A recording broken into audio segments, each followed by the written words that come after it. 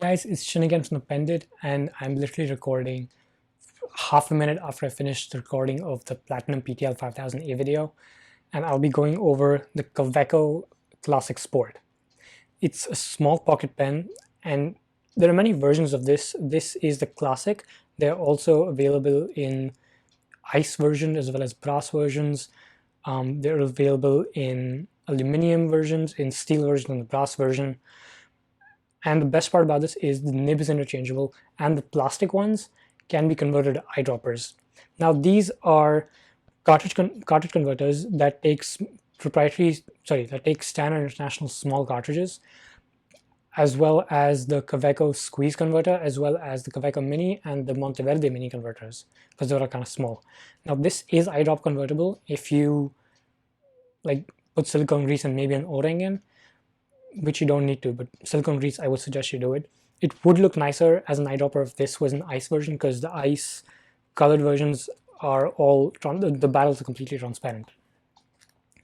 It might be safe to use with an iron gall ink because at least the classic versions do have gold-plated nibs, but I have not tried that yet, and I'll have to get back to you on it, maybe on Instagram, but I will definitely keep you updated on that. I'm going to put an iron gall ink next in this. Right now it's filled with Lamy blue for the review, which you'll see in the writing sample. But before that, I want to go from top to bottom, tell you about each aspect of the pen, tell you what I like about it, what I don't like about it, okay? Now, the finial is rather different from other pens. Now, the finial does have the logo of Kaweco, which is a German brand, and it looks pretty sharp.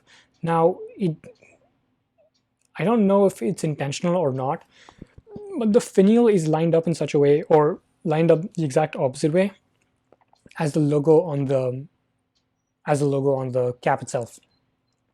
Now, if you've ever sharpened a pencil before, this shape is going to feel familiar to you. The finial at the top transitions via flat end to a kind of pencil sharpened thing, and then it meets with an octagonal design, on one of which sides is the Kaweco Sport. Kaweco Sport is written on it. Then it transitions to another sharpened pencil kind of thing into the rather small, maybe 3 centimeter or 2.5 centimeter barrel. Now the end of the barrel is slightly knurled.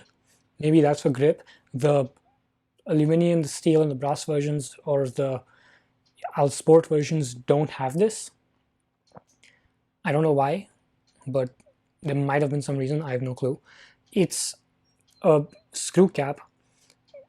It's a screw cap, and it obviously posts, because unposted, this thing is tiny.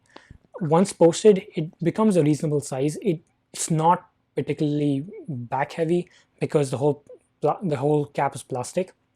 The section is rather flat. It tapers slightly towards the end, but otherwise it's rather flat, and it meets the section at a groove.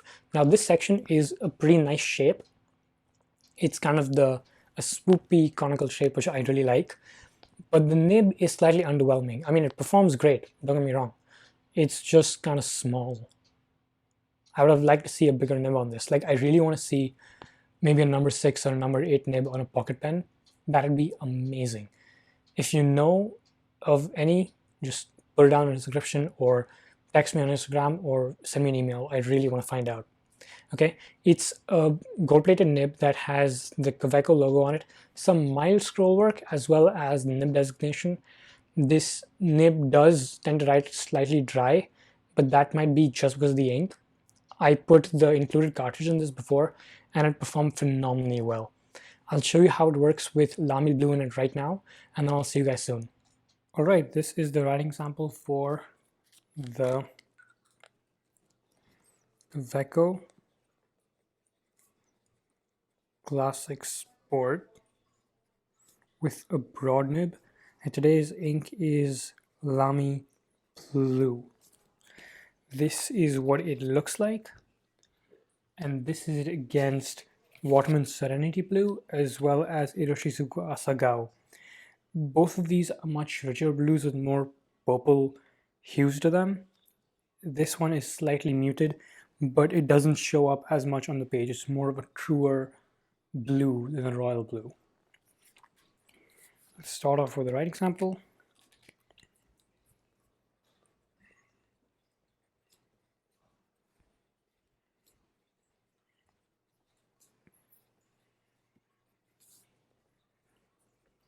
Okay, not bad. So it's not as wet, that's mainly because of the ink. But if I put maybe Noodler's Black in this, it performs pretty well. Let's try with some flex. Steel nib doesn't flex as much. I have a feel, yeah, it's steel nib, doesn't flex as much. Let's try with some more cursive flex. Yep, same output. If this is an everyday writer for you, I don't think you'll need flex as much.